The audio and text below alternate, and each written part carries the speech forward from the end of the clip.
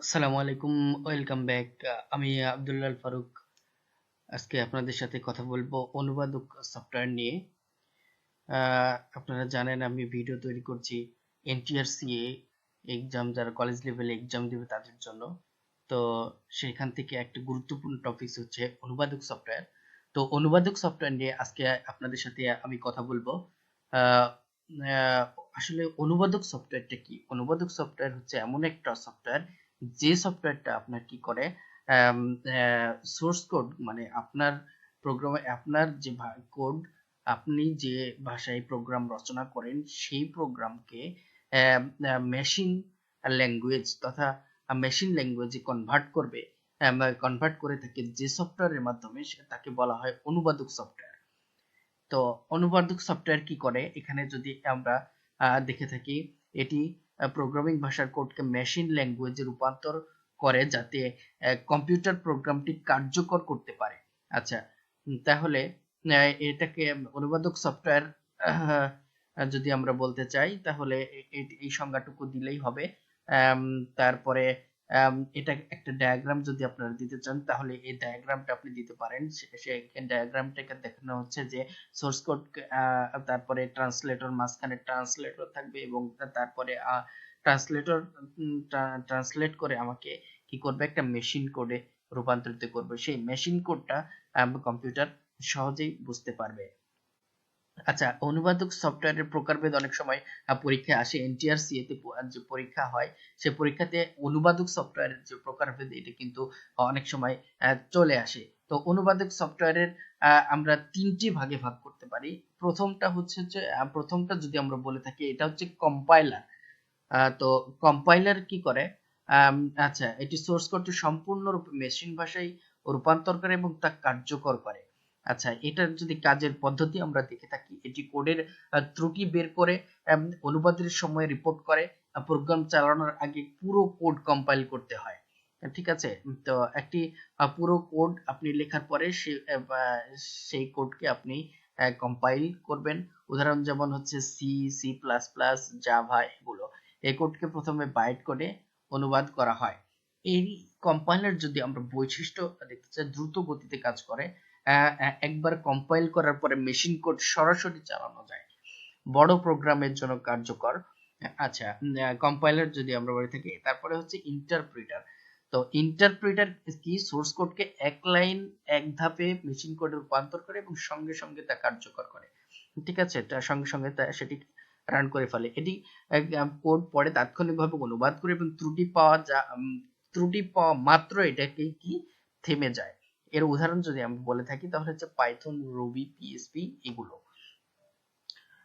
এর বৈশিষ্ট্য হচ্ছে কোড সহজে ডিবাগ করা যায়, ধীর গতিতে কাজ করে কারণ এটি প্রতিবার অনুবাদ করে, ছোট প্রোগ্রামের জন্য কার্যকর। আচ্ছা, তারপরে হচ্ছে অ্যাসেম্বলার। অ্যাসেম্বলার এটা হচ্ছে একটা ট্রান্সলেটর সফটওয়্যার বা অনুবাদক প্রোগ্রাম আমরা বলে থাকি। তো অ্যাসেম্বলার কি জিনিস? অ্যাসেম্বলি ভাষায় লেখা সোর্স কোডকে যখন আমরা মেশিন কোডে অনুবাদ করে থাকি, তাহলে সেটাকে বলা হবে কি, অ্যাসেম্বলার। তো অ্যাসেম্বলি ল্যাঙ্গুয়েজ ব্যবহার করে মাইক্রো কন্ট্রোলার এবং এমবেডেড সিস্টেম কোড। ঠিক আছে, তো বৈশিষ্ট্য যদি আমরা বলতে, হার্ডওয়্যারের কাছাকাছি কাজ করে, দ্রুত এবং নির্ভুল অনুবাদ করে থাকে। তো এর সবচেয়ে গুরুত্বপূর্ণ যে বিষয়টা সেটা হচ্ছে কম্পাইলার এবং ইন্টারপ্রিটার। এটা পরীক্ষায় এনটিআরসি তে পরীক্ষার জন্য খুবই একটি গুরুত্বপূর্ণ একটি প্রশ্ন হচ্ছে কম্পাইলার বনাম ইন্টারপ্রিটারের যে পার্থক্য আছে সেটি। তো চলুন দেখি আমরা কম্পাইলার এবং ইন্টারপ্রিটারের মধ্যে পার্থক্যগুলো দেখে থাকি। আচ্ছা, অনুবাদের ধরন। আচ্ছা, কম্পাইলার পুরো প্রোগ্রাম একবারে অনুবাদ করে।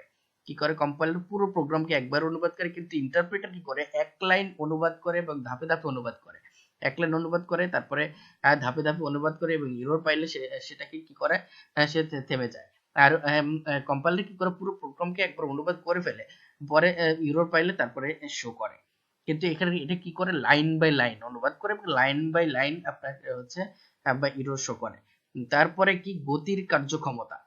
গতির কার্যক্ষমতা যদি আমরা দেখতে চাই তাহলে কম্পাইলারের ক্ষেত্রে হচ্ছে দ্রুত, আম, দ্রুত আম, আহ, গ- আম, দ্রুত গতি সম্পন্ন কম্পাইলার। হ্যাঁ, কম্পাইলার লোডিং স্পিডটা অনেক বেশি। কার্যক্ষমতার যে স্পিড সেটা হচ্ছে কিন্তু বেশি, মানে দ্রুত। তারপরে হচ্ছে ইন্টারপ্রিটারের হচ্ছে কম। আচ্ছা, ত্রুটি নির্ণয়, পুরো কোড কম্পাইল শেষে ত্রুটি দেখায়। যে একটু আগে আমি যেটা বললাম যে কম্পাইলার কি করে, পুরো কোড কম্পাইল করে দেন ত্রুটি দেখায়, কিন্তু ইন্টারপ্রিটার কি করে, যখনই ত্রুটি পাওয়া মাত্র সে আর পুরো পুরো কোডকে সে পড়তে যাবে না, যেখানে ত্রুটি পাবে সেখানে সে থেমে যাবে।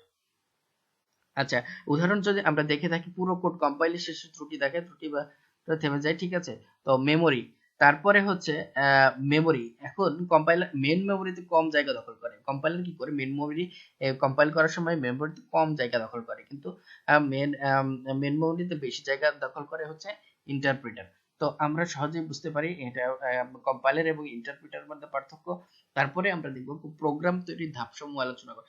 প্রোগ্রাম তৈরির ধাপসমূহ, এটা 12তম এনটিআরসি এবং 15তম এনটিআরসি তে এসেছে, তাহলে বুঝতে পারছেন এটা কিন্তু খুবই গুরুত্বপূর্ণ একটি প্রশ্ন।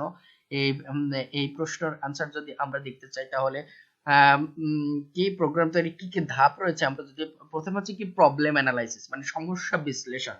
আপনার প্রোগ্রাম তৈরি প্রথম ধাপটা হচ্ছে আপনার প্রবলেম অ্যানালাইসিস। আপনার কি প্রবলেম, সেই প্রবলেমটাকে আপনাকে ভালোভাবে কি করতে হবে, অ্যানালাইসিস করতে হবে। যেমন এখানে বলা আছে সমস্যাটি ভালোভাবে বোঝা এবং সমাধানের প্রয়োজনীয় শর্তগুলো চিহ্নিত করা। তারপরে কি ইনপুট আউটপুট এবং প্রক্রিয়া নির্ধারণ করা। হ্যাঁ, আপনার কি সমস্যা, এই সমস্যা অনুযায়ী আপনার কি ইনপুট আসবে এবং কি আউটপুট হবে এবং কি প্রক্রিয়া নির্ধারণ করবে, সবগুলো এই সমস্যা মানে প্রবলেম অ্যানালাইসিস এই ধাপে করা হয়। তারপরে আমরা তারপরের ধাপ যদি আমরা চিন্তা করে থাকি, তাহলে কি সমাধানের পরিকল্পনা, এটা কিভাবে সমাধান করা যায়, সেই সমাধানের জন্য কি দরকার, আমাদেরকে অ্যালগরিদম দরকার। কি দরকার, অ্যালগরিদম। তো ধাপে ধাপে সমাধানের প্রক্রিয়া লিখুন। তো সমাধানের প্রক্রিয়া, তারপরে ফ্লো চার্ট কি করে, এটাই হচ্ছে ফ্লো চার্ট। তো অ্যালগরিদম এবং সেগুলোকে আপনি গ্রাফিক্যাল ইন্টারফেসে আপনি যদি দেখাতে চান, পরিকল্পনা করতে চান, তাহলে আমরা কি করতে পারি, সেটা হচ্ছে ফ্লো চার্টে আমরা কনভার্ট করতে পারি। তারপরে কি হচ্ছে, তারপরের স্টেপে আমরা আসবো হচ্ছে মেন, পরের স্টেপটা হচ্ছে কি কোডিং। নির্বাচিত প্রোগ্রাম ভাষা অ্যালগরিদমটি কোডে রূপান্তর করুন। আপনি যে অ্যালগরিদমটি লিখলেন, সেটা কি করবেন, আপনি হচ্ছে কোডিং এ রূপান্তর করবেন। ঠিক আছে। তারপরে সঠিক সিনট্যাক্স ব্যবহার করে কোড লিখতে হবে। এই কোডিং এর এই ধাপে কিন্তু আপনার সঠিক সিনট্যাক্স অনুযায়ী কোড লিখতে হবে। আপনি যদি সি প্রোগ্রামিং এ কোড লিখেন, তাহলে সি এর যে সিনট্যাক্স সেটাকে মেনে আপনাকে কোডিং করতে হবে। আপনি যদি সি প্লাস প্লাস ইউজ করেন তাহলে সেই সিনট্যাক্স অনুযায়ী আপনাকে কোড লিখতে হবে। আপনি যদি জাভা ইউজ করেন, আপনি জাভার যে সিনট্যাক্স গুলো আছে সেগুলো নিয়ে আপনাকে সেগুলো আপনাকে সেই সিনট্যাক্স ব্যবহার করে আপনাকে কিন্তু কোড লিখতে হবে। তারপরে কি করতে হবে, কোডিং করার পরে সেটাকে কম্পাইলিং করতে হবে। মানে এই আপনি যে কোড লিখলেন সেগুলোতে কোনো এরর আছে কিনা, মানে এরর আবার বিভিন্ন ধরনের এরর থাকে, সিনট্যাক্স এরর বা রান টাইম এরর, কোনো এরর আছে কিনা সেগুলোকে আপনাকে চেক করার জন্য কি করতে হবে, কম্পাইলিং করতে হবে। তো কম্পাইলিং করার সময় আপনি যদি ত্রুটি থাকে, এরর যদি বের হয়, তাহলে কি করবেন, সেগুলোকে সংশোধন করবেন। আর তারপরে হচ্ছে কি ডিবাগিং।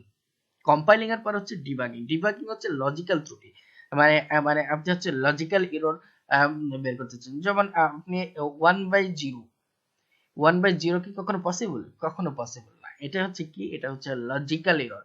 আপনার লজিক এরর, আপনাকে বলা হয়েছে যে আপনি হচ্ছে যোগ করবেন, আপনি সেটা করে বিয়োগ করে ফেললেন, তাহলে সেটা কি হলো, লজিক্যাল ত্রুটি হলো।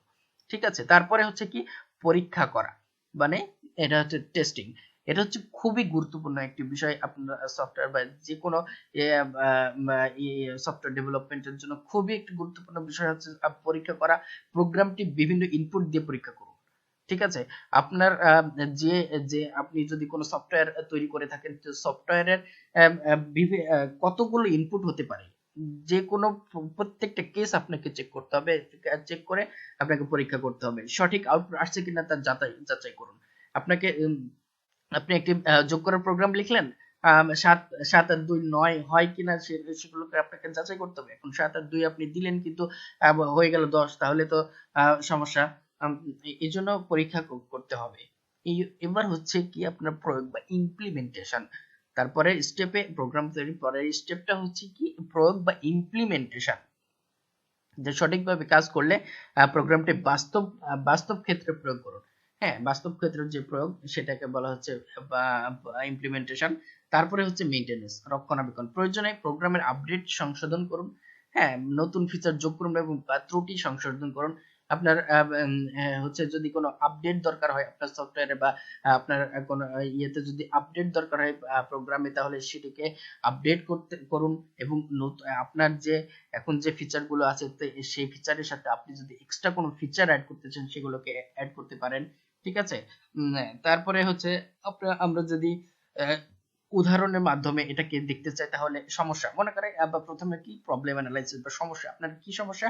সমস্যা দুটি সংখ্যার যোগফল বের করা। তো দুটি সংখ্যার যোগফল আমরা যদি বের করতে চাই, তাহলে কি করতে হবে? আমাকে প্রথমে অ্যালগরিদম সেট করে নিতে হবে। যে অ্যালগরিদমটা কি? দুটি অ্যালগরিদম হচ্ছে দুটি সংখ্যা ইনপুট নিতে হবে। কি করতে হবে?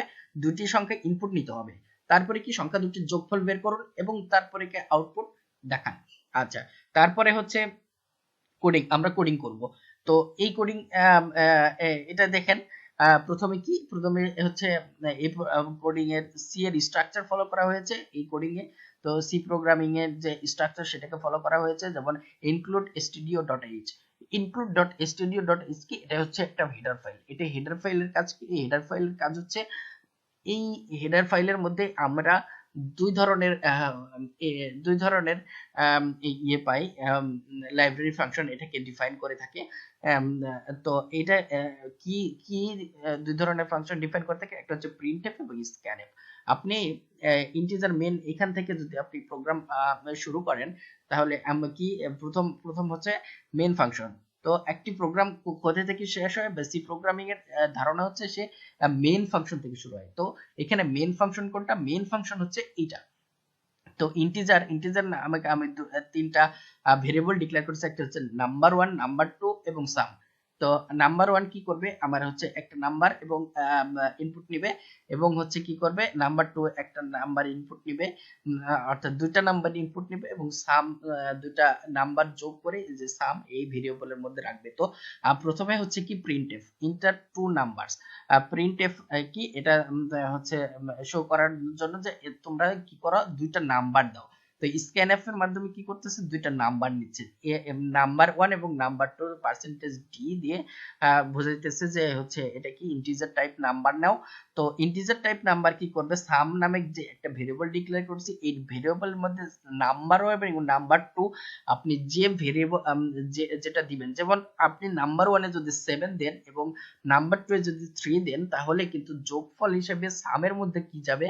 তাহলে সামের মধ্যে যাবে 10। তো প্রিন্টএফ এখানে সাম পার্সেন্টেজ ডি দিয়ে আপনার সাম যদি আপনি এটাকে প্রদর্শন করতে যান, তাহলে কি হবে? কি প্রদর্শন করবে? সাম এবং সামের যে 10, মানে আপনি যোগ করে যেটা পাইলেন 7 এবং 3 যোগ করে যেটা পাইলেন সেটা হচ্ছে 10। তো সাম হবে 10। এটাই হচ্ছে ইয়া। তারপরে হচ্ছে এটাই আজকে এ পর্যন্তই আমাদের ভিডিও থাকবে।